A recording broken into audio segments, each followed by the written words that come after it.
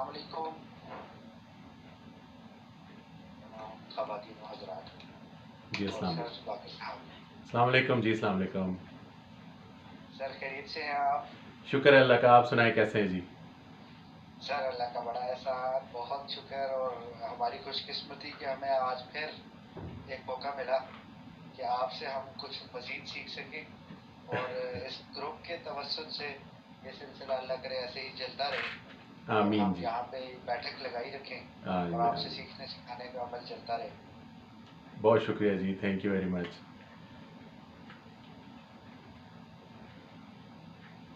लोग ऐड होते जा रहे हैं सर। बस एक आधा मिनट देख लेते हैं ये ज़रा।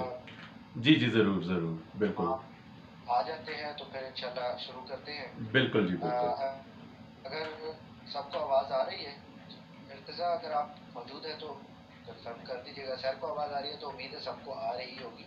सर की मुझे बड़ी क्लियर आवाज़ आ रही है माशाल्लाह। बेहतरीन हो गया। बिल्कुल ठीक है जी। जी जी बिल्कुल आवाज़ क्लियर आ रही है आपकी। जी जी ज़बरदस्त हो गया। बिल्कुल ठीक हो गया जी। बस जैसे जैसे लोग ज्वाइन करते जाते हैं कोशिश कीजिए कि अपने जो माइक्स हैं उनको म्यूट कर दें साथ साथ ही, ताकि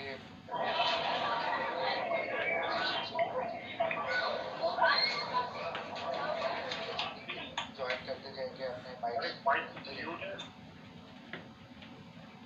बेहतरीन हो गया।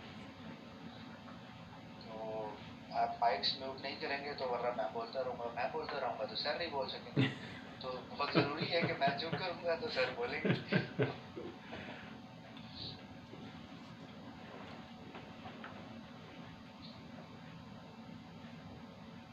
सर का बड़ा इंटरेस्टिंग एक ये सेशन हमारे साथ चल रहा है और उम्मीद है आप सब इंजॉय कर रहे होंगे। बस एक रिक्वेस्ट है, इससे पहले कि सर शुरू कर दें तो मैं आपसे ये पहले कर लूँ।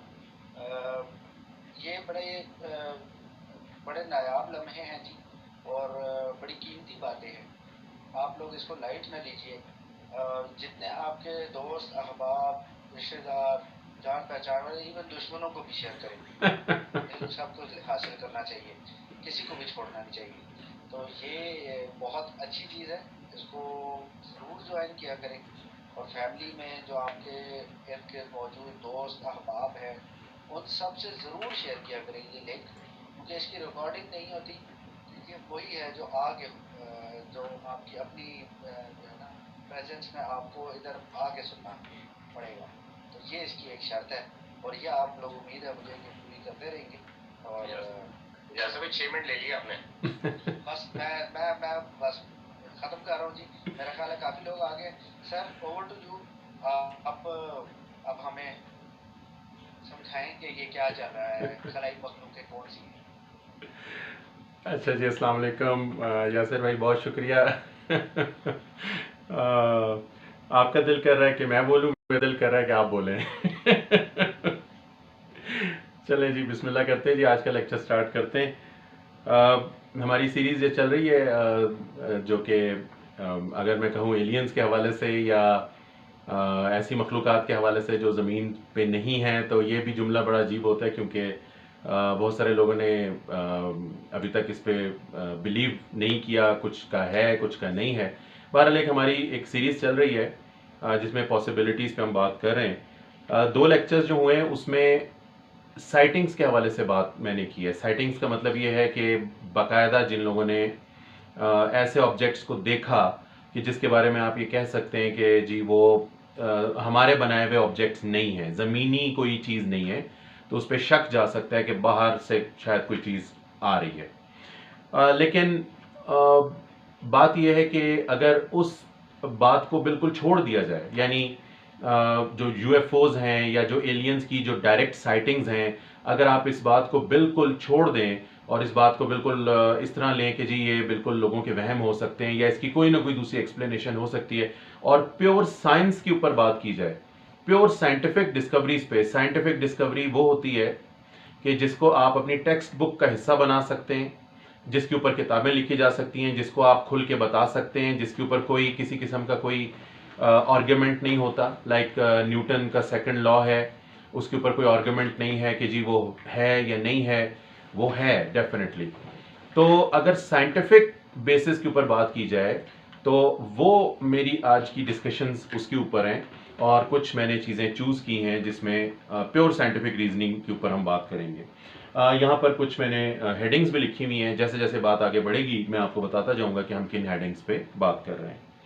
अच्छा जी, सबसे पहले तो चूंकि अब हमने प्योर प्रूफ्स के हवाले से बात करनी, साइंटिफिक प्रूफ्स के हवाले से बात करनी है, तो जो सबसे पहली चीज़ जहन में आती है, जिसके अक्सर मैसेजेस भी करते हैं लोग और पूछते हैं, सबसे पहला इसका सवाल होता है, वो है जी एक रेडियो सिग्नल जिसको कहा जाता है वाव सिग्नल।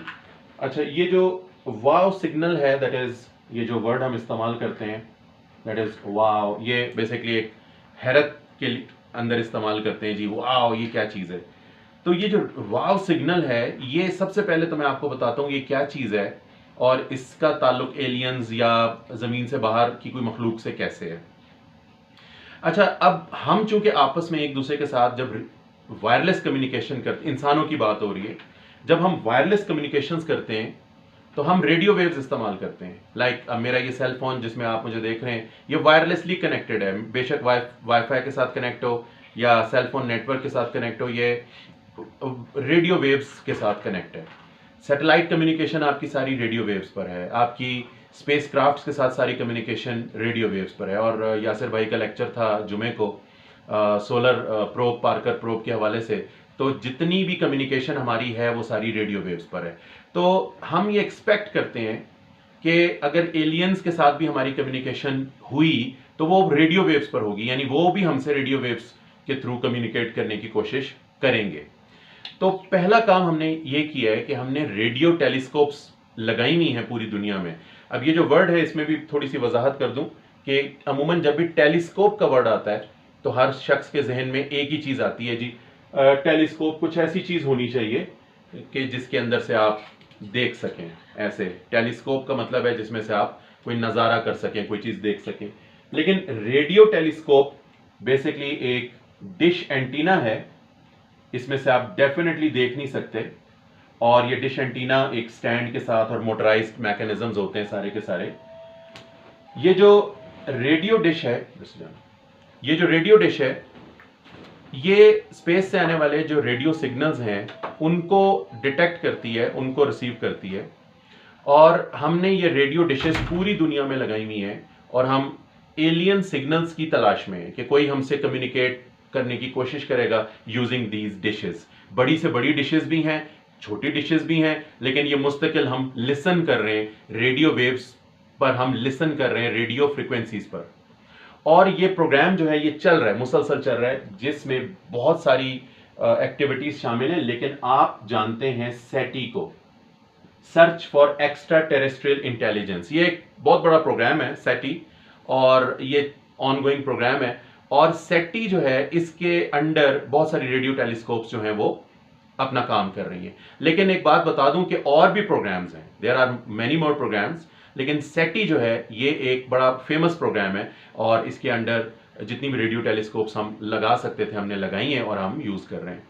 तो जनाब ये सेटी प्रोग्राम के अंडर एक रेडियो टेलीस्कोप काम कर रही थी और ये जिक्र है जनाब अगस्त का, 15 अगस्त 1977। ठीक है जी, ये मैं डेट भी यहां पर मेंशन कर देता हूं, 15 अगस्त एंड 1977 का जिक्र है। और ये अमेरिका की जनाब Ohio university, Ohio state university में एक बड़ी टेलीस्कोप, रेडियो टेलीस्कोप लगी हुई है, थी, अब तो नहीं है। उसका नाम था big year. That radio telescope was called big year. ये जो बिग ईयर टेलीस्कोप है जनाब, इसको मुसलसल हमने ये टास्क दिया हुआ था कि ये स्पेस से आने वाले सिग्नल्स को डिटेक्ट करे। अब यहां तवज्जो रखना, कुछ बातें मैंने आपसे टेक्निकल बातें करनी है, क्योंकि अब हम बिल्कुल साइंस के ऊपर बात कर रहे हैं और फिजिक्स के हवाले से बात कर रहे हैं। ये जो टेलीस्कोप जिसका जिक्र अभी हुआ, दैट इज बिग ईयर, जिसका नाम था, ये जमीन में फिट थी, यानी आप इसको स्टीयर नहीं कर सकते थे। ठीक है, यानी जैसे दूसरी टेलीस्कोप्स को हम स्टीयर कर सकते हैं, किसी भी टेलीस्कोप का रुख तब्दील कर सकते हैं, इसका रुख तब्दील नहीं कर सकते थे, जमीन पे बनी हुई थी, ग्राउंड पे बनी हुई थी। इसका मतलब यह है कि जब प्लैनेट अर्थ घूमेगा तो ये टेलीस्कोप जो है, जो रेडियो टेलीस्कोप है, that is basically an antenna, ये अपनी डायरेक्शन उसी वक्त चेंज करेगा जब जमीन घूमेगी। ठीक है, हम इसको अपनी मर्जी से स्टीयर नहीं कर सकते हैं। और एक और बात भी यहां पर मैं वाजे कर दूं कि नॉर्मली रेडियो टेलीस्कोप इस शक्ल की होती हैं, लेकिन ये जो रेडियो टेलीस्कोप है ये जमीन पर ऐसे एंटेनास थे, 2 एंटेनास हैं, फ्लैट एंटेनास, इस तरह की रेडियो टेलीस्कोप है। यानी यूं समझ लें कि ये 2 फ्लैट एंटेनास पे काम करती है। इसके 2 रिफ्लेक्टर्स हैं, थे, अभी नहीं है। अच्छा, अब जमीन जब अपने एक्सेस पे घूमेगी तो ये टेलीस्कोप भी मुख्तलिफ जगहों को स्कैन करेगी और किसी एक ऑब्जेक्ट पर ये स्कैन कर सकती थी, किसी एक ऑब्जेक्ट पर ये टिक सकती थी 72 सेकंड्स के लिए। 72 सेकंड के बाद जब जमीन घूमेगी तो ये भी उस ऑब्जेक्ट से हट जाएगी। लिहाजा हुआ क्या कि जनाब 15 अगस्त 1977 ये जो टेलीस्कोप है ये जनाब अपना काम कर रही थी, एक साहब की वहां ड्यूटी लगी हुई थी और अचानक क्या हुआ कि सिग्नल रिसीव होना शुरू हुआ, रेडियो सिग्नल रिसीव होना शुरू हुआ और रेडियो सिग्नल की इंटेंसिटी बहुत ज्यादा थी। ठीक है जी, रेडियो सिग्नल की जो इंटेंसिटी है, शिद्दत जो है वो बहुत ज्यादा थी। अगर आप ग्राफ बनाएं तो इस तरह, और ये रेडियो सिग्नल एग्जैक्ट कितनी देर तक हमने रिसीव किया, 72 सेकंड्स के लिए, 72 सेकंड के लिए हमने ये सिग्नल जो है ये रिसीव किया, जो कि प्रूव है इस बात का, 72 सेकंड का जो टाइम है वो इस बात का प्रूव है कि ये कोई और सोर्स नहीं है रेडियो एमिशंस का, रेडियो ट्रांसमिशंस का, ये कोई हमारा लोकल सोर्स नहीं है, ये वाकई कोई स्पेस में कोई दूर कोई चीज है, क्योंकि कोई दूर चीज होगी तो ही वो 72 सेकंड इसके ऊपर रुकेगी, करीब की कोई चीज होती तो उसका टाइम डिफरेंट होता। तो ये इस बात का प्रूफ है कि ये कोई सोलर सिस्टम के अंदर की कोई चीज नहीं थी जिसने ये रेडियो एमिशंस एमिट किए।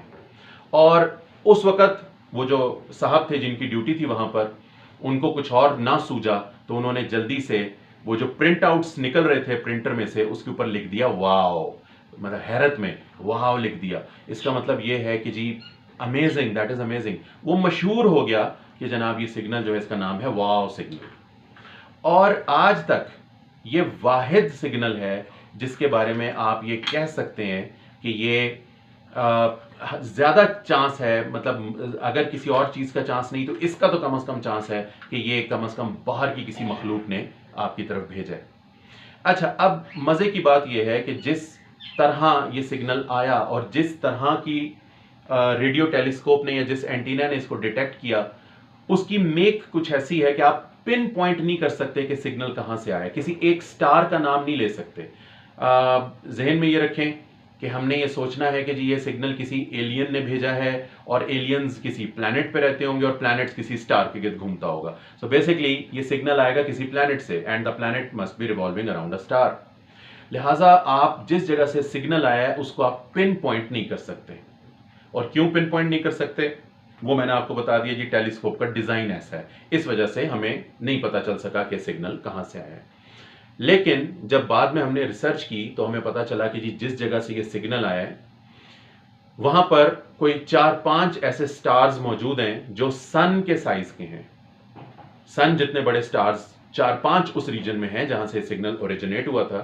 तो पॉसिबल ये है कि उन स्टार्स के गिर्द कोई ऐसे प्लैनेट हो, अर्थ लाइक प्लैनेट हो, एक्सो प्लैनेट्स हो, जहां से ये सिग्नल ओरिजिनेट हुआ हो। लेकिन हर एक्सो प्लैनेट भी हमारी डिटेक्शन में नहीं आता।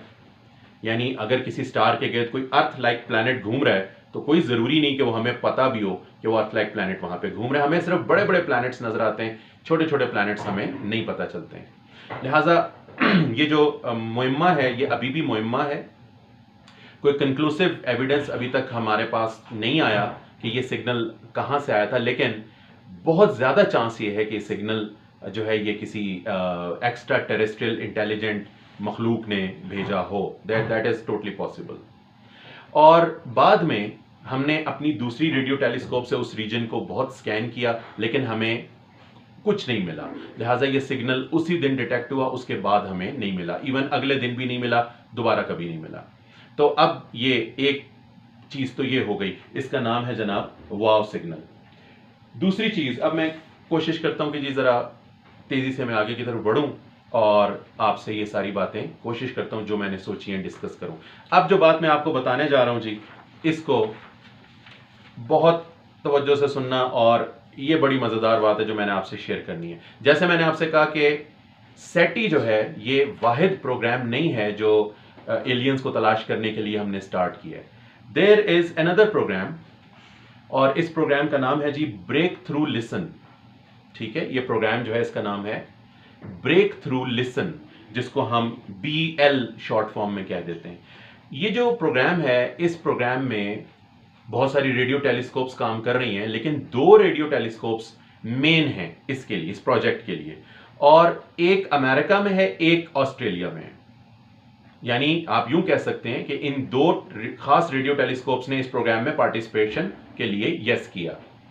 ये जो ब्रेक थ्रू लिसन का प्रोग्राम है, इसने, अब आप देखें ज्यादा पुरानी बात नहीं, 2019 में 2019 मई 2019 में एक रेडियो सिग्नल रिसीव किया, और ये radio signal just like the wow signal, it was not from with in solar system, it was not from your orbit, it was not from earth, it was from Proxima Centauri.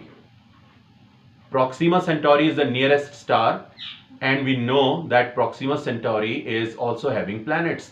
Proxima Centauri 3 stars के system में से एक है, right? Alpha Centauri है, उसके साथ एक और स्टार है, और एक तीसरा छोटा स्टार है जो और दूर है, दैट इज Proxima Centauri। उसके गिर्द प्लैनेट्स भी हैं। So this signal came from Proxima Centauri। और इसकी, अब मैं साइंटिफिक डिटेल्स में अगर मैं चला जाऊं तो जरा बात कॉम्प्लेक्स होती चली जाएगी, लेकिन जैसे कोई प्लैनेट किसी स्टार के गिर्द घूमते हुए जब रेडियो सिग्नल को इमिट करता है, तो रेडियो सिग्नल में जो फ्रीक्वेंसी चेंजेस आती हैं, इसको हम कहते हैं डॉपलर्स इफेक्ट। फिजिक्स वाले जानते होंगे डॉपलर्स इफेक्ट। तो अगर आप घूमते घूमते रेडियो सिग्नल इमिट करेंगे तो उसमें डॉपलर्स शिफ्ट होगी। तो ये जो रेडियो सिग्नल आपको मिला है, इसमें डॉपलर्स शिफ्ट है, बिल्कुल उसके साथ मैचिंग जिस रफ्तार से वो प्लैनेट अपने स्टार के गिर्द घूमता है। इसका मतलब ये है कि 100% नहीं तो 95% चांस है कि ये रेडियो सिग्नल उस प्लैनेट से आया है जो प्रॉक्सिमा सेंटोरी के गिर्द घूमता है। और इस इवेंट को नाम दिया गया जनाब BLC1। इसको हम BLC1, यहां मैंने लिखा भी हुआ है, इसको हम BLC1 कहते हैं। That is Breakthrough Listen candidate number 1, BLC1 event. और इसको यह कहा जाता है कि यह वाव सिग्नल से ज्यादा इंपॉर्टेंट चीज है। ठीक है जी, जितना अगर आप वाव सिग्नल के पीछे वाव कर सकते हैं, तो आप BLC1 के पीछे 2 दफा वाव वाव करें, बिकॉज इसकी इंपॉर्टेंस उससे डबल है। क्यों डबल है? क्योंकि ये कंफर्म डिटेक्ट हुआ है, और ये किसी प्लैनेट की तरफ से आया है, और ये बहुत चीजें इसके सबूत में जा रही हैं, इसके हक में जा रही हैं। लिहाजा ये मसला जो है ये अभी खत्म नहीं हुआ बल्कि बढ़ गया है। तो वाव सिग्नल अपनी जगह पे रहा, और ये BLC1 सिग्नल, ये अभी 5 साल पहले इसने भी मुसीबत डाली हुई है कि जनाब कुछ हो रहा है, कुछ रेडियो सिग्नल्स आ रहे हैं जी। और इसके अलावा एक और मसले वाली जो बात है वो है FRBs। ठीक है जी, मैं जरा बोर्ड को रब कर लेता हूं, बिकॉज हमारे पास जगह थोड़ी कम हो गई। मैं बोर्ड को रब करता हूं। एक और जो चीज हमने डिटेक्ट की है वो है FRBs, फास्ट रेडियो बर्स्ट्स। ये जो फास्ट रेडियो बर्स्ट्स हैं, ये क्या है जनाब? इनकी थोड़ी सी तफसील मेरी नजर मुसलसल टाइम पर भी है, और मैंने बहुत सारी चीजें कंजेस्टेड टाइम के अंदर आपको बतानी है। FRBs क्या हैं? हमारी गैलेक्सी के अंदर या गैलेक्सी के बाहर, यानी सोलर सिस्टम के बाहर, यह कंफर्म है, हम रेडियो सिग्नल्स रिसीव करते रहते हैं। रेडियो सिग्नल्स, जैसे कि आपने देखा वाव सिग्नल कितनी देर तक हमने रिसीव किया? 72 सेकंड तक। और वो भी हो सकता है कि सिग्नल ज्यादा देर तक आ रहा हो, लेकिन हमारी डिश 72 सेकंड के बाद उधर से हट गई। तो ये जो FRBs हैं, ये हार्डली मिली सेकेंड से शुरू होते हैं और मैक्सिमम 3 सेकंड तक जाते हैं। यानी आपने रेडियो पल्सेस रिसीव की हैं डिफरेंट लोकेशन से मिली सेकेंड से लेकर 3 सेकेंड तक। और ये जो FRBs हैं, that is fast radio bursts हम इसको कहते हैं, बहुत सारे मोस्टली FRBs रिपीट नहीं होते, यानी एक दफा रेडियो सिग्नल कहीं से आया तो उधर से दोबारा कभी नहीं आया। लेकिन रिपीट होने वाले FRBs भी हैं, यानी ऐसे FRBs भी हैं जो रिपीट हो रहे हैं और बार बार वहां से हमें जो है वो सिग्नल रिसीव हो रहा है। अच्छा, रिपीटिंग जो FRBs हैं जनाब, इसमें ज्यादा नहीं तो एक दो तो हैं कैंडिडेट्स में जो रिपीट होते हैं। लिहाजा हमें आज तक ये नहीं पता चल सका कि ये जो फास्ट रेडियो बर्स्ट्स या FRBs हैं ये कौन प्रोड्यूस कर रहा है। क्या ये किसी नेचुरल फिनोमिनन की वजह से हो रहा है, कोई गैलेक्सीज जो हैं बाहर की उनमें कुछ हो रहा है, विद इन हमारी जो गैलेक्सी उसमें कुछ हो रहा है, या फिर कोई इसको आर्टिफिशियल इंटेलिजेंस, कोई मखलूकात हैं जो इसको पैदा कर रही हैं, हमें नहीं पता। बट वी रिसीव FRBs हमें मिल रही हैं। और जनाब एक और अगले पॉइंट की तरफ मैं चलता हूं, यहां पर मैंने लिखा भी हुआ है, ये देखें। FRBs के बाद नेक्स्ट स्टेप जो है वो है लेजर। अब ये जो लेजर वाली जो बात है ये तवज्जो से सुनना, मैं 2-4 जुमले बोल पाऊंगा जी, उसके बाद फिर मैं अगले टॉपिक्स की तरफ चला जाऊंगा। लेजर जो है ये याद रखें कि फिजिक्स की इन्वेंशंस में, फिजिक्स की डिस्कवरीज में लेजर उन चीजों में से है जो नेचुरली जिसका होना बहुत मुश्किल है। मैं ये नहीं कहता कि नहीं होती है, लेकिन इसका बड़ा इंतजाम करना पड़ता है। ये नेचुरली हमारे आसपास तो कहीं नहीं होती, इसको बकायदा बनाना पड़ता है, इसके लिए पूरा इंतजाम करना पड़ता है। लिहाजा अगर स्पेस में से कहीं से आपको लेजर रिसीव हो रही हो तो 90% तो चांस ये है कि इसके लिए पूरा इंतजाम हुआ होगा, और 10% चांस ये है कि कोई नेचुरल कोई चीज होगी जो लेजर को प्रोड्यूस कर रही है।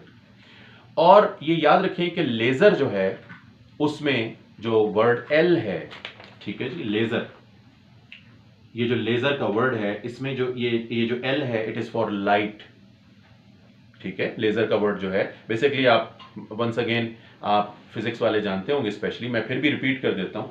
ये लेजर जो है ये असल में लाइट को आपने इस तरीके से इंटेंसिफाई किया होता है कि एक स्ट्रॉन्ग बीम बन जाती है। ये देखें, इसमें पूरा प्रोसेस लिखा हुआ है, light amplification by stimulated emission of radiation, laser, ठीक है। Light amplification by stimulated emission of radiation, ये पूरा प्रोसीजर है, यानी इस पूरे प्रोसीजर में लेजर बनती कैसे वो सब इसमें मैंने बोल दिया है। ये बिल्कुल वैसे ही है जैसे वो एक मोहतरम अरब होते हैं ना, वो कहीं नॉक करते हैं तो अंदर से आवाज आती है जी कौन, तो कहता है जी मैं सलमान बिन अहमद बिन फलां बिन फलां बिन फलां बिन फलां, तो अंदर से जवाब आता है जी इतने लोगों की जगह नहीं है, चलो निकलो यहां से जाओ। तो बेसिकली वो कहते हैं मैं अकेला ही हूं जी, ये मेरा अकेले का नाम है।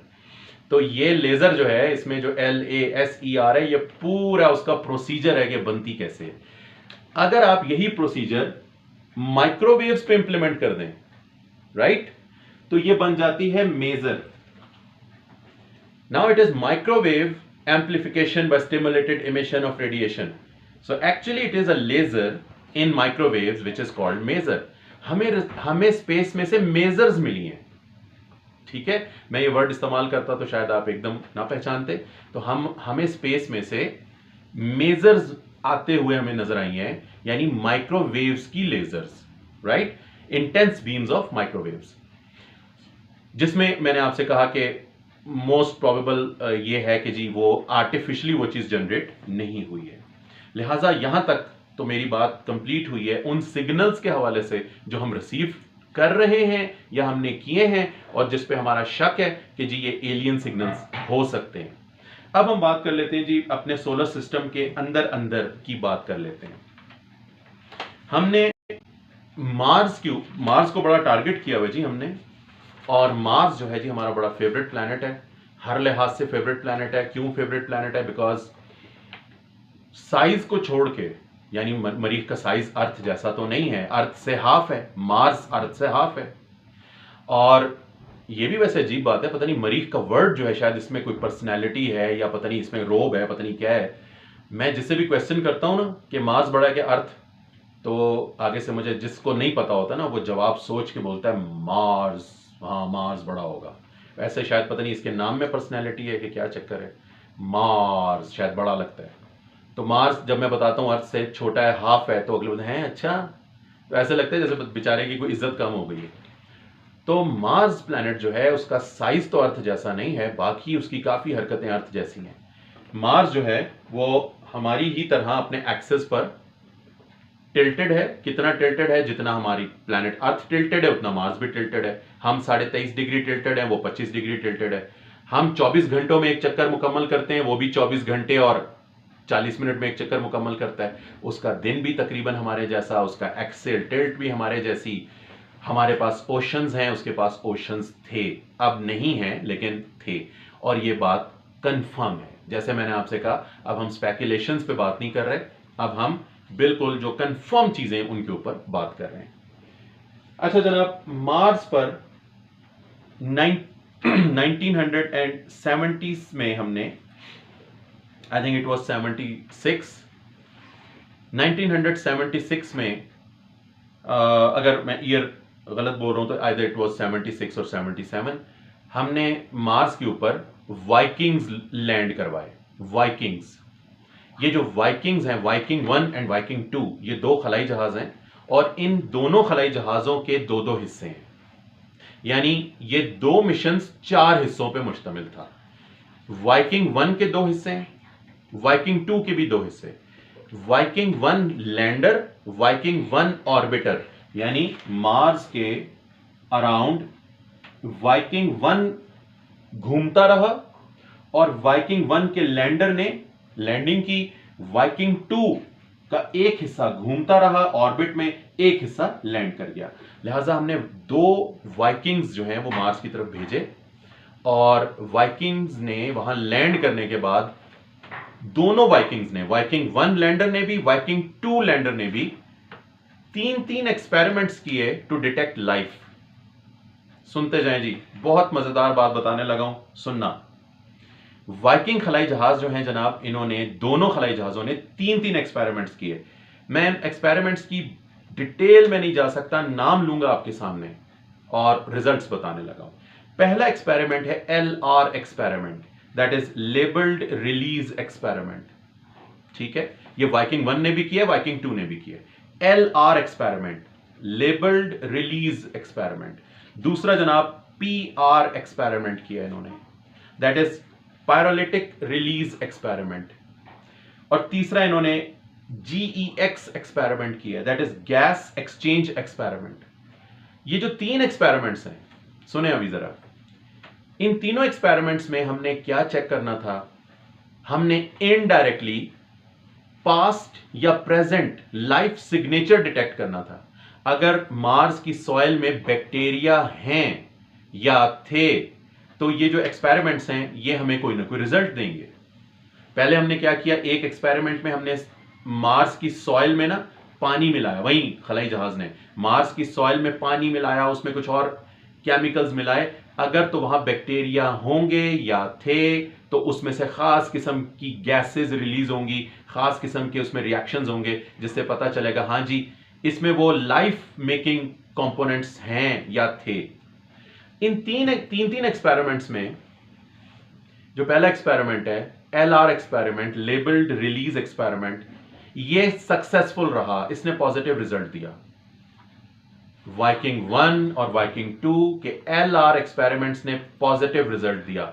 यानी ये एक्सपेरिमेंट कह रहा है कि जी वहां लाइफ या थी या है।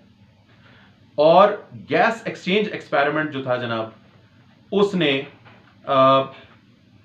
थोड़ा सा हल्का सा पॉजिटिव रिजल्ट दिया, ठीक है, और एक एक्सपेरिमेंट ने थोड़ा सा नेगेटिव रिजल्ट दिया। यानी 3 में से एक ने कंप्लीट और एक ने हाफ रिजल्ट दिया कि जी लाइफ या थी या है। तो वाइकिंग्स ने उसी वक्त आपको बताया कि मार्स के ऊपर ऐसे मटेरियल्स या आज भी हैं या पहले थे जिसको आप लाइफ के साथ एसोसिएट कर सकते हैं, माइक्रो ऑर्गेनिज्म के साथ एसोसिएट कर सकते हैं। ये अब मैं जिक्र किसका कर रहा था? वाइकिंग्स। उसके बाद हमने काफी सारे खलाई जहाज मार्स पे भेजे जो लैंड कर गए। और अब मैं आ गया हूं जनाब क्यूरियोसिटी रोवर। क्यूरियोसिटी रोवर ये 2012 में मार्स पे उतरी है और मुझे एक नहीं, दो नहीं, तीन नहीं, चार नहीं, 5-6 लेक्चर्स रिक्वायर्ड हैं। मैं आपको सिर्फ क्यूरियोसिटी रोवर के बारे में और उसकी फाइंडिंग्स के बारे में बताऊं, ये रोवर ने वहां क्या फाइंड किया, कैसे उतरी, कैसे ऑपरेट करती है, ये पूरा सब्जेक्ट है। क्यूरियोसिटी रोवर बस मुख्तसरन बताने लगा हूं जी, टाइम पर नजर रखते हुए। क्यूरियोसिटी रोवर्स ने क्या किया जनाब, इसने ऑर्गेनिक सब्सटेंसेस फाइंड किए मार्स के ऊपर, ऑर्गेनिक मटेरियल फाइंड किया इसने मार्स के ऊपर। और एक वर्ड यूज करने लगा हूं, सुनना। क्यूरियोसिटी रोवर ने ट्रेस फॉसिल्स फाइंड किए।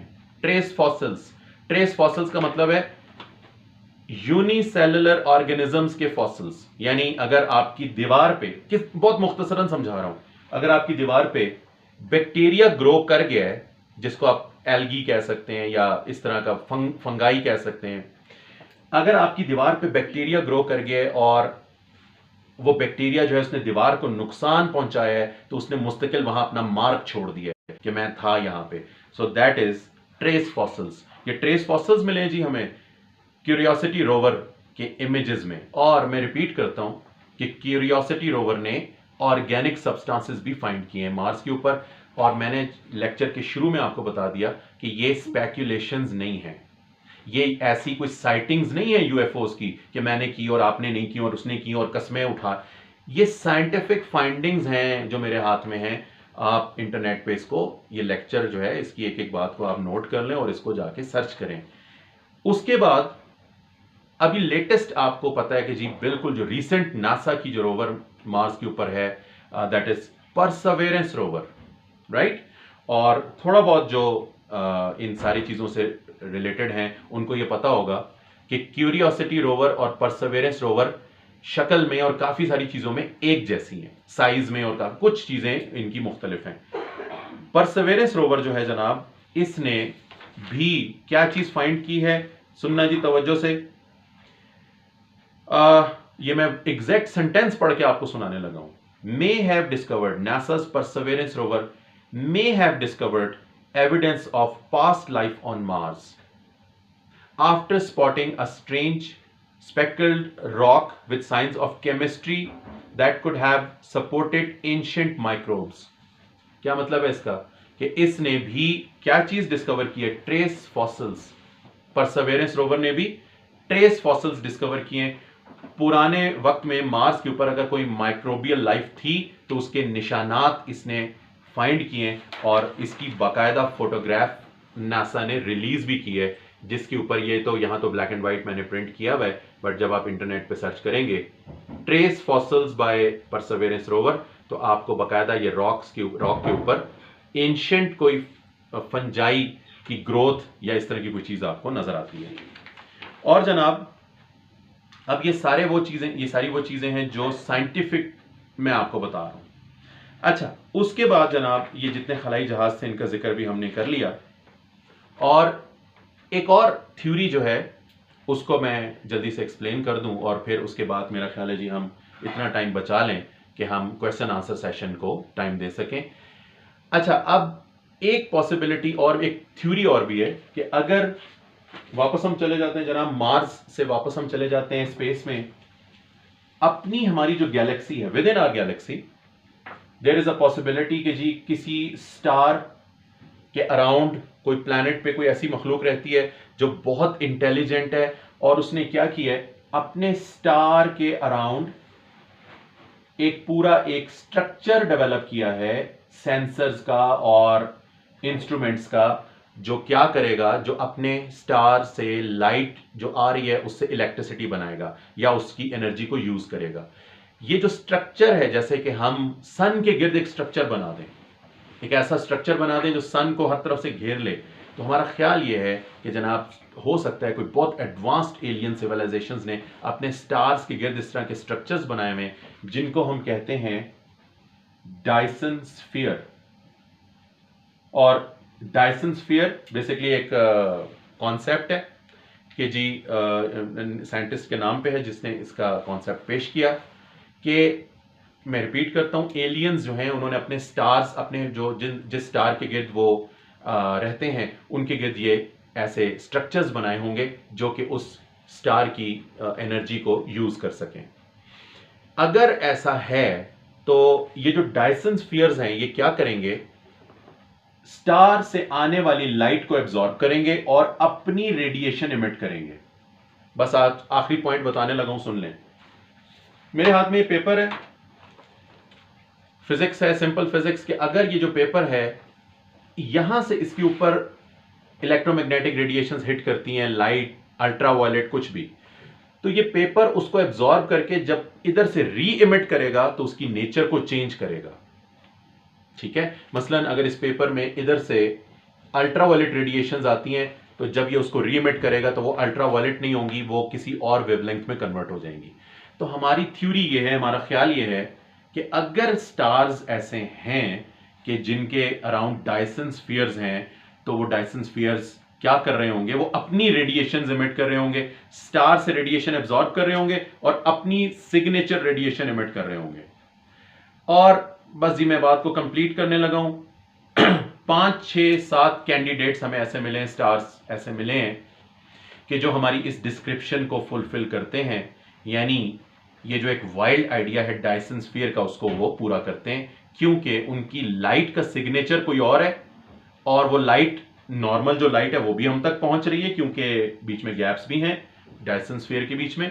तो स्टार की नॉर्मल लाइट भी हमें पता चल रही है और उसमें जो चेंजेस आ रही हैं वो भी हमें पता चल रही हैं, यानी कुछ रोशनी डायरेक्ट आ रही है स्टार से, कुछ डायसन स्फीयर में एब्जॉर्ब होकर आ रही है। तो हमारे पास दोनों सैंपल हैं कि जी स्टार की नॉर्मल लाइट ये थी और चेंज होकर ये आ रही है, तो देयर इज अ पॉसिबिलिटी कि कोई डायसन स्फीयर टाइप की चीज स्टार के गिर्द हो। 5, 6 कैंडिडेट्स इसके भी हैं। लिहाजा आज यहां पर बात को मैं कंप्लीट करूंगा और आपके क्वेश्चंस की तरफ जाएंगे। मैंने आज कोई इस तरह की कोई बात नहीं की कि जी मैंने एलियंस देखे, या मैं बाहर निकला तो मेरे इंतजार में खड़े थे, या मैं बाहर निकला तो दरख्त से उल्टे लटके हुए थे, या मुझे बाहर निकल के उन्होंने कहा ओए आप हमारे बारे में बात करते हो ना, इधर आओ जरा। अच्छा हाँ, ये भी एक पॉइंट है। लोगों ने ये भी कहा है कि जी मैंने एलियंस पे लेक्चर दिया, अगले दिन से वो मुझे उठा के ले गए, तो मैंने ये भी रिस्क लिया हुआ है। ठीक है, ऐसे वाकयात आपको अगले लेक्चर में सुनाऊंगा जिसमें किसी ने एलियंस के बारे में बात की है, अगले दिन से वो बंदा गायब हो गया है। तो ये वाला रिस्क भी मैंने लिया हुआ है। लिहाजा आज मेरी डिस्कशन प्योर साइंस पे थी और किसी किस्म की कोई स्पेकुलेशन या साइटिंग्स इसके ऊपर मैंने कोई बात नहीं की है, प्योर साइंटिफिक बातें की हैं। और ये सारी साइंटिफिक बातें भी प्रूव दे रही हैं कि बैक्टीरियल लाइफ 100% चांसेस हैं कि इस वक्त भी हो और कहीं और के वक्त में भी हो सकता है हो।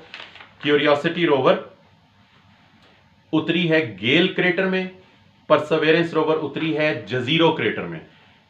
रिपीट कर रहा हूं, क्यूरियोसिटी रोवर उतरी है गेल क्रेटर में और इसने गेल क्रेटर के अंदर से मीथेन गैस भी डिटेक्ट की है, मीथेन की सीपिंग भी डिटेक्ट की है, और मीथेन गैस जिंदा चीजें पैदा करती हैं। हमारे पास भी जो मीथेन है वो डायनासोर्स की गली सड़ी बॉडीज से बन रही है, मोस्ट प्रोबेबली वहां पर भी कुछ ऐसा चक्कर हो सकता है, यानी मार्स की सरफेस के नीचे आज भी कोई बैक्टीरियल रिएक्शंस हो सकते हैं या पास्ट में कुछ ऐसा हो सकता है जो मीथेन जनरेट कर रहा हो। लिहाजा यहां पर बात को रोकता हूं जी। बहुत शुक्रिया, thank you very much, and now I will wait for your questions जी।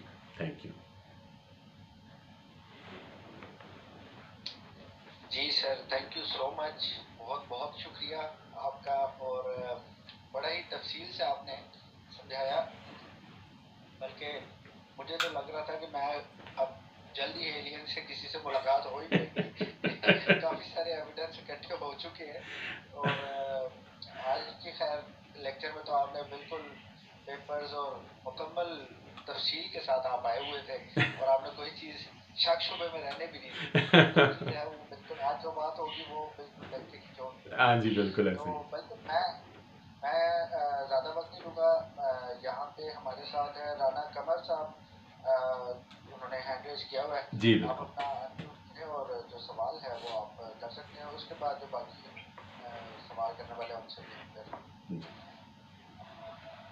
जी बहुत बहुत शुक्रिया। अस्सलाम वालेकुम सर। अस्सलाम वालेकुम सर जी। बिल्कुल आपकी मुझे सवाल तो आपकी बातों से बहुत सारे इल्म में इजाफा भी हो रहा है, तो तमीज़ नहीं पाता। मैं सिर्फ ये कह रहा हूँ कि अभी जैसे हम आपके जो रेडियो सिग्नल्स होते हैं, जैसे अभी आपने कहा लेज़र और मेजर्स के, तो मेरे जहन में एक सवाल ये आया कि क्या ऐसा तो नहीं मुमकिन कि क्या ये हम जो दिन भर जो सैटेलाइट्स के साथ कम्युनिकेशन कर रहे होते हैं, तो क्या ये हमारी ही कम्युनिकेशन कहीं से रिफ्लेक्ट होगी और हमें ही किसी और शेप में या किसी और फॉर्म में हमें रिसीव ना हो रही हो? ऐसा भी मुमकिन है क्या?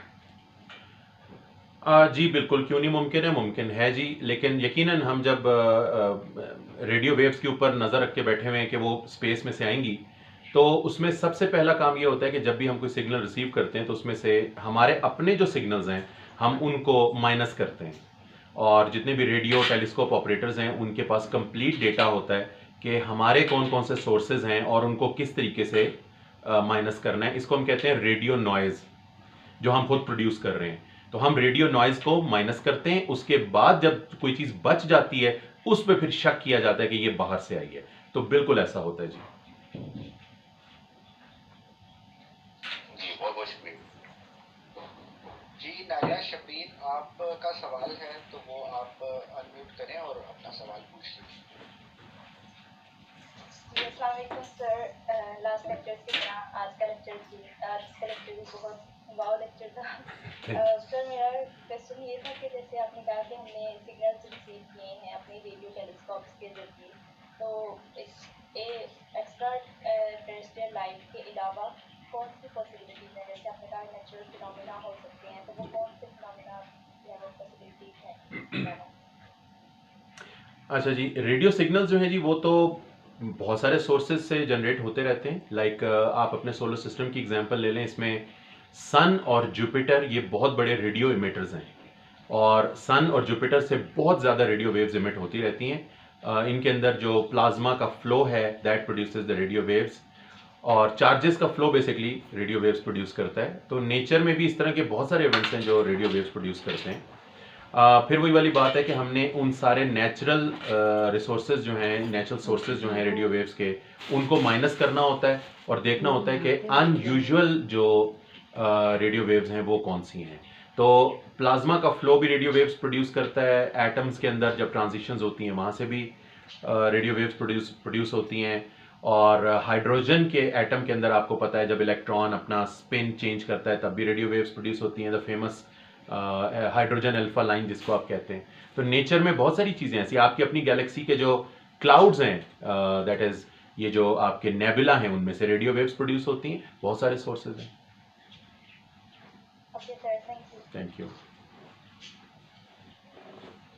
जी अज़का साजिद, आपका भी सवाल है, मेरा ख्याल है आपने हैंड रेज किया हुआ था। अगर आपका कोई सवाल है तो आप बिल्कुल पूछ सकते हैं। सर अस्सलाम वालेकुम।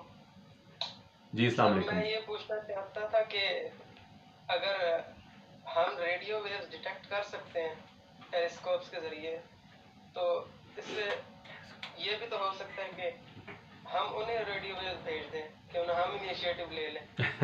ऐसा क्यों नहीं होता? अच्छा बहुत अच्छा जी, बहुत अच्छा सवाल है। और अच्छा कि आपने सवाल किया और आपने एक इवेंट भी मुझे रिमाइंड करवा दिया। हमने बिल्कुल ये हरकत की है, हमने रेडियो वेव्स भेजी भी हैं। यानी हमने सिर्फ रिसीव करने के लिए मुंह नहीं खोले हुए, हम रेडियो वेव्स भेज भी रहे हैं और हम टारगेटेड जो एक्सो प्लैनेट्स हैं उनकी तरफ रेडियो वेव्स भेज रहे हैं। अब चूंकि आपने सडन ये क्वेश्चन किया, वरना मैं इसको सर्च करके रखता। आज से कोई मेरा ख्याल है कोई 7-8 ईयर्स पुरानी बात है कि एक इनिशिएटिव लिया गया था कि जी हमने फलां जो प्लैनेट्स हैं, एक्सो प्लैनेट्स, हमने उनकी तरफ सिग्नल भेजना है, हेलो का सिग्नल भेजना है, तो आप क्या कहना चाहेंगे एलियंस से। तो सजेशन ली गई थी। तो लोगों ने, किसी ने कुछ कहा, किसी ने हेलो, किसी ने हाय, किसी ने कहा जी देखो मैं इधर सब्जी खा रहा हूँ, किसी ने कहा मैं खाना खा रहा हूँ, किसी ने कुछ। तो इन सारे सिग्नल्स को वो जो इदारा था उसने कंपाइल किया एंड देन हमने उस सिग्नल में से अच्छी बातें बाकायदा भेजी। और जिन प्लैनेट्स की तरफ हमने भेजी वो 17 लाइट ईयर्स पर वो प्लैनेट्स हैं। तो 17 ईयर्स के बाद हमारे सिग्नल्स वहाँ पहुँचेंगे और फिर वो अगर जवाब दें, अगर वहाँ कुछ हो। और फिर वापस उतना टाइम लगेगा सिग्नल्स हम तक आने में। मैं आपको एक और यहाँ पर बात बता दूं कि हमने सिग्नल्स ना सिर्फ भेजे हैं बल्कि टारगेटेड भी भेजे हैं, और कुछ हमारी रेडियो एमिशंस खुद भी पहुंच गई होंगी वहां तक जो हम कर रहे हैं मुसलसल। तो अगर कोई पहला जवाब आएगा हमारे सवाल का तो वो 2029 में आएगा, क्योंकि जो पॉसिबल सिविलाइजेशंस कहीं हो सकती हैं अगर आप उनको मार्क करें और वहां तक आपके रेडियो सिग्नल्स पहुंचे और वो जवाब दें, तो अगर टारगेटेड वो आंसर देंगे कोई भी हमें, तो 2029 में पहला आंसर हमें रिसीव होने का चांस है। So we are also waiting for 2029। चलें, जज़ाकल्लाह। मतलब हमें इंतज़ार करना है अभी। बिल्कुल जी, हमें इंतजार करना है। हमने टारगेटेड ट्रांसमिशंस की हैं और कुछ ना चाहते हुए भी हमारी ट्रांसमिशंस गई हैं। बिल्कुल जी अहमद साद आपका हैंड रेज है, आप सवाल कर लीजिए। सर क्वेश्चन ये है कि जो सिग्नल हमें रिसीव हुए हैं जिनके ऊपर हमें शक है कि ये किसी तरक्की याफ्ता सिविलाइजेशन की तरफ से आए होंगे, उनको डिकोड करने के ऊपर क्या काम हुआ है? क्योंकि हमें नहीं पता कि वो आवाज़ का सैंपल है या तस्वीर भेजी है या वीडियो भेजी है या तहरीर भेजी है। और ऑफ कोर्स एक बहुत बड़ा चैलेंज है, वो क्या ज़बान यूज़ करते हैं। मैं उर्दू में किसी अंग्रेज़ को रेडियो सिग्नल भेज दूँ तो वो उसको डिकोड नहीं कर पाएगा। तो इस फ्रंट के ऊपर क्या काम हुआ? हाँ जी, डिकोडिंग के हवाले से बात यह है कि जो लॉन्गेस्ट सिग्नल हमारे पास मौजूद है वो वही वाव सिग्नल है। That was the longest signal, 72 second का सिग्नल है। और इस सिग्नल के अंदर फिलहाल कोई इंफॉर्मेशन नहीं है। हमने कोई इसको डिकोड करने की कोशिश की है लेकिन इसमें कोई कोडिंग नहीं है। और जितने बाकी सिग्नल्स हमें मिले, जैसे कि दूसरा सिग्नल जो था जिसका नाम मैंने आपको बताया BLC1, वो बहुत शॉर्ट टाइम के लिए था और उसमें भी कोई ऐसा कोड हमें नहीं मिला कि जिसको हम डिकोड करते हैं। और FRBs बहुत छोटे हैं, उसमें कोड्स कोई नहीं है, बस वो सिग्नल्स हमें मिल रहे हैं। अच्छा, एक एक्सपेरिमेंट हमने रन किया था और वो एक्सपेरिमेंट एग्जैक्टली यही था कि अगर कोई कोडेड इंफॉर्मेशन हमें दी जाती है तो क्या हम उसको डिकोड कर सकेंगे। तो बगैर बताए नासा ने मार्स के ऑर्बिट में 7 खलाई जहाज हैं इस वक्त ऑर्बिट में एक्टिव 7, उनमें से नासा का एक खलाई जहाज है, अगर मैं भूल नहीं रहा तो मेवन, MAVEN, मेवन स्पेसक्राफ्ट जो है, उसने डेलिबरेटली कोडेड एक रेडियो मैसेज जमीन को दिया। और हमारे जो रेडियो टेलीस्कोप्स हैं और जो एमेच्योर रेडियो एस्ट्रोनॉमर्स हैं उन्होंने उसको पिक किया और पिक करने के बाद डिकोड भी कर लिया। और अमेरिका में एक साहब हैं, उनकी बेटी ने और उन्होंने मिलकर इस सिग्नल को डिकोड किया और बाद में पता चला जी अमेरिका ने खुद इस सिग्नल को भेजा था मेवन स्पेसक्राफ्ट से, ताकि ये टेस्ट कर सके कि आप उसको डिकोड करने की कोशिश भी करते हैं कि नहीं करते हैं। तो लिहाजा हम कोशिशों में बिल्कुल लगे हुए हैं। कोई कोडेड इंफॉर्मेशन आएगी तो हम बिल्कुल डिकोड करेंगे, लेकिन फिलहाल इन सिग्नल्स में कोई कोडेड इंफॉर्मेशन हमें मिली नहीं है।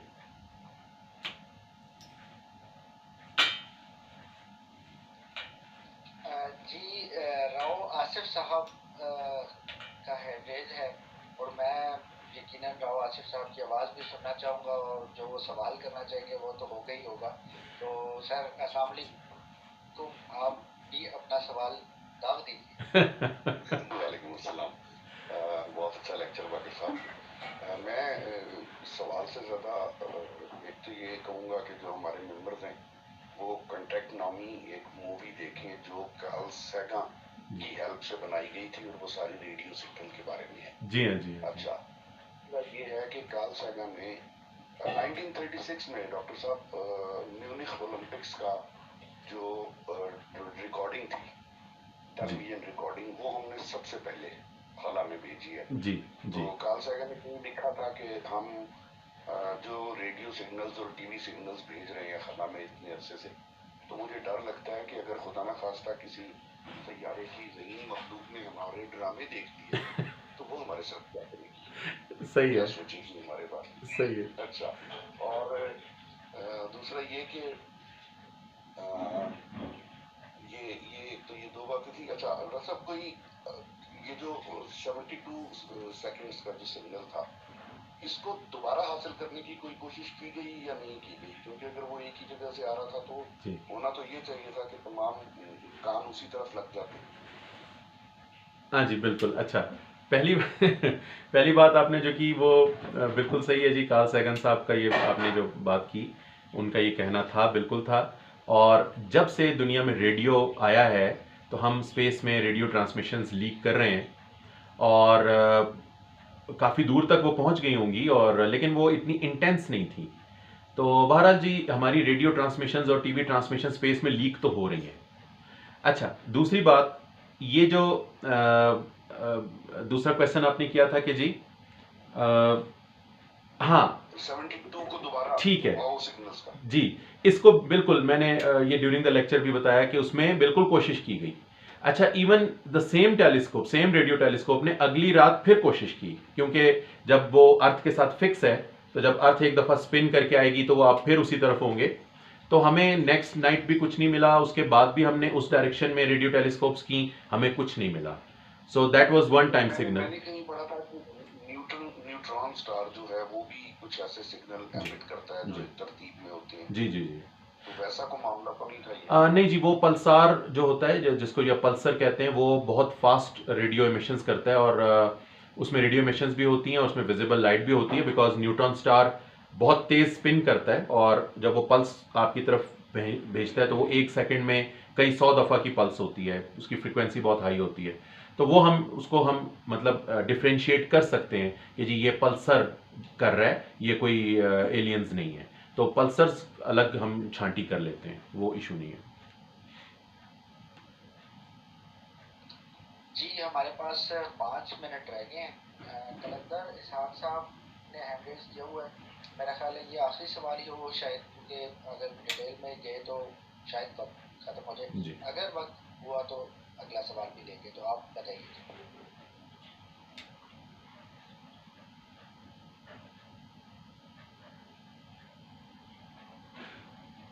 सर मेरा सवाल ये था, आपने लेक्चर के स्टार्ट में एक बात मेंशन की थी कि अगर एलियन कांटेक्ट करना चाहेंगे तो वो रेडियो वेव के थ्रू करना चाहेंगे। तो सवाल ये था कि तो मे भी हो सकता है कि वो किसी और फॉर्म में हमसे इंफ्रारेड या माइक्रोवेव में, तो जो जेम्स वेब स्पेस टेलीस्कोप है उसको भी इंफ्रारेड में वर्क करने के लिए भेजा गया था। तो क्या पॉसिबिलिटी है कि एलियंस किसी और फॉर्म में हमसे कम्युनिकेट करना चाह रहे हैं? हाँ जी बिल्कुल, इसीलिए मैंने ये कहा कि हम चूंकि आपस में कम्युनिकेट रेडियो वेव से करते हैं, तो हमें भी ये लगता है कि वो भी हमसे रेडियो वेव्स में कम्युनिकेट करेंगे, क्योंकि बेसिकली आप जिस टेक्नोलॉजी को आप अचीव कर चुके होते हैं, आप उसी को अगली तरफ भी इम्प्लीमेंट करने की कोशिश करते हैं। तो बाकी आपकी बात बिल्कुल दुरुस्त है कि हो सकता है कि उनकी हमसे कम्युनिकेशन किसी डिफरेंट मोड में हो। इसी वजह से अब हमारी नज़र जो है वो FR20 पे भी है, और साथ साथ ये जो लेज़र या मेज़र के जो बर्स्ट्स हैं, इनके ऊपर भी हमारी नज़र है। हो सकता है वो हमसे किसी और फॉर्म में कम्युनिकेट करने की कोशिश करें। तो बिल्कुल ये ऐसा हो सकता है, हमने उस पर भी नज़र रखी हुई है। लेकिन फिर वही वाली बात है कि जी चूँकि रेडियो वेव्स बड़ी कॉमन हैं और इजीली जनरेट की जा सकती हैं, दूर तक भेजी जा सकती हैं, तो इस वजह से हम प्रेफर करते हैं, और हमारा ये ख्याल है कि वो भी प्रेफर करेंगे कि इसी को यूज़ करें। आप देखें कि हमारा जो न्यू होराइजन स्पेस क्राफ्ट है, जो प्लूटो की तरफ हमने भेजा था, छोटा सा स्पेस क्राफ्ट है, एक पियानो जितना बड़ा खलाई जहाज़ है, और उसमें छोटा सा एक एनर्जी का सोर्स है, लेकिन वो 60 AU से भी हमें सिग्नल भेज रहा है। और बाकी आप वॉयजर्स को देख लें तो रेडियो वेव्स को प्रोड्यूस करने के लिए ज़्यादा एनर्जी की ज़रूरत नहीं होती, और आराम से कम्युनिकेशन हो जाती है। इसलिए हमारा ख्याल है कि मोस्ट प्रॉब्ली वो भी ये यूज़ करेंगे। बाकी डिफरेंट एस्पेक्ट्स हो सकते हैं, इसमें कोई शक नहीं है जी, बिल्कुल सही है। जी 2 मिनट बाकी हैं। साकी आपने हैंड रेज किया था, अगर आपका कोई सवाल है तो आप जल्दी से पूछ लीजिएगा, और अगर किसी का कोई सवाल रह गया तो वो ग्रुप में कमेंट करके भी पूछ सकता है, पोस्ट मौजूद है वहाँ पे पूछ सकते हैं। सर बाकी साहब को डायरेक्टली आप उधर मेंशन कर दीजिएगा तो मैं डायरेक्टली जाता हूँ साकी।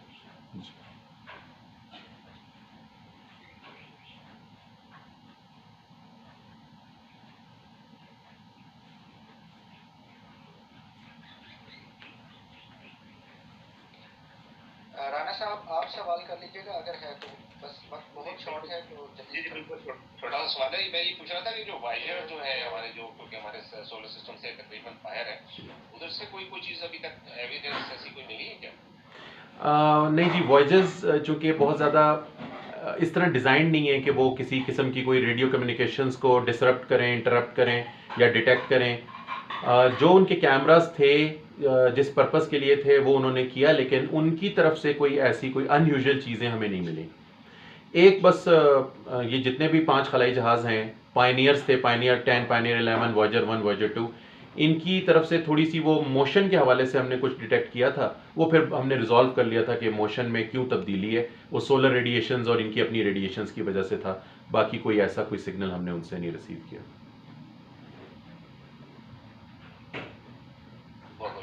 Thank you. चलें जी, आज का लेक्चर मेरा ख्याल है हमारा यहाँ पे ऐड हो गया, क्योंकि 1 मिनट से भी कम वक्त रह गया। जी हाँ, तो बिल्कुल। हम सब की तरफ से जो पार्टिसिपेंट्स हैं सर, आपका बहुत बहुत शुक्रिया। बहुत शुक्रिया जी। स्पेस एक्सेस ग्रुप का बहुत बहुत शुक्रिया, सर अब्दुल वहाब साहब का, मैम सारा सिद्दीकी, जितनी टीम काम कर रही है उन सब का बहुत बहुत शुक्रिया। अगर आप लोगों में से कोई सवाल करना चाहता हो जो टॉपिक से रिलेटेड हो तो हमारा फेसबुक का ग्रुप ज्वाइन कीजिए, व्हाट्सएप का ग्रुप ज्वाइन कीजिए। मिलते हैं जी अगले इंशाल्लाह लेक्चर में। अल्लाह हाफिज़। अल्लाह हाफिज़। अल्लाह हाफिज़। Thank you.